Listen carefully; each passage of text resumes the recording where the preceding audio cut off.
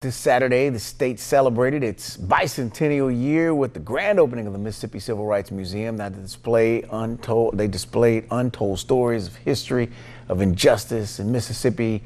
Now shines the light on 30 years of dark history between 1945 and 1975. Alyssa Cole has the story.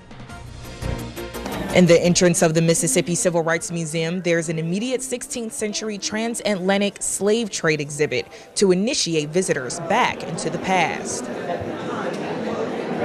As people walk past the 5 towering lynching monoliths with names from top to bottom on both sides, an emotional yet tense atmosphere of a dark past fills the hallways.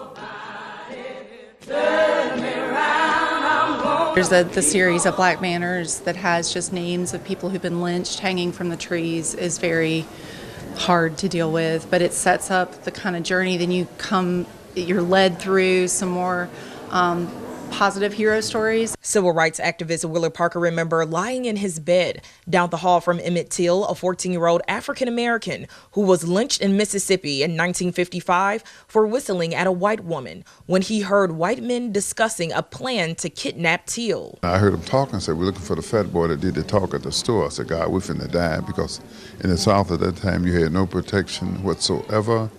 I mean, if you violate any kind of law, the police would be with them to help them to kill you.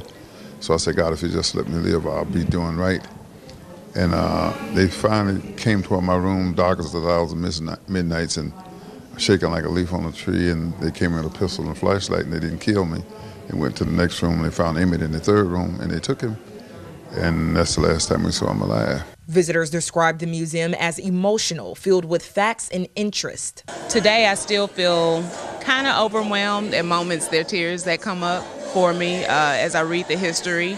But I feel proud as a Mississippian that we have this and that this is something that people can come experience here in our state. The last gallery asked visitors, where do we go from here? And Parker says we need to keep the stories accessible to keep from repeating the past.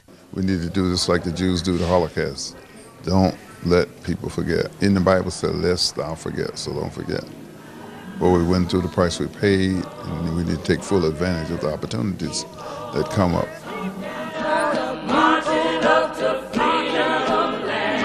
Director Pam Jr. tells Mississippi Broadcasting during an interview people should leave the museum questioning how will their light shine from here on out, especially in Mississippi. Alyssa Cole, Twin State News.